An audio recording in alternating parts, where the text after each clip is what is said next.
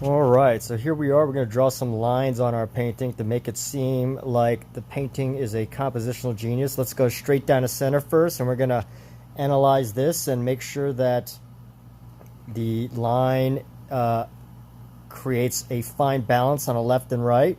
And then we're going to do a rule of thirds here. We're going to come down and rule of thirds this up, and just notice how all the important details are right in the rule of thirds area here. Such important details. And we're going to do another rule of thirds, and we're going to analyze exactly why. Look how perfect this composition is. Wow, and another amazing composition going right through his legs. Oh, perfect composition. Now let's just look at how this makes a Samsung trying to get a free promo. So let's look at how perfect this is. Oh my gosh. Obviously I copied this from Michelangelo. But let's keep this going here. I mean, we've got some good ideas going so far. Let's look at some of the angles here. Got a diagonal here. We're going to have a diagonal here.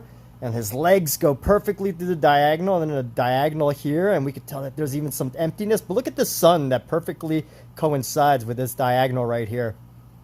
And separate these lines into another section of thirds. And look how the shoe and the hands fit almost exactly into the other rule of thirds.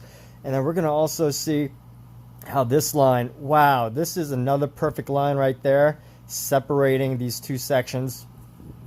And let's keep going. So, the rule of thirds. Let's go. I think we've done enough rule of thirds. Let's try to do some squiggles. Let's see how these squiggles turn out. Oh my goodness, if you were to squiggle, so many important things come into these squiggles. Look at all these important details. The head right there. The ball and the fingers come straight into the squiggles. And let's go ahead and check this curve. Oh my gosh. So if you look at this curve, it almost curves like exactly like an S when you come into there.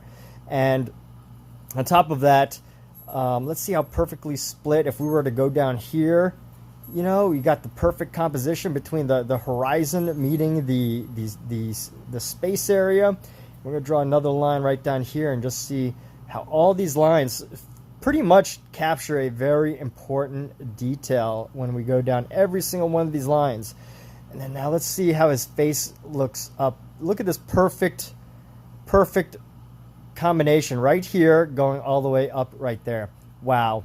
What an amazing exercise on composition.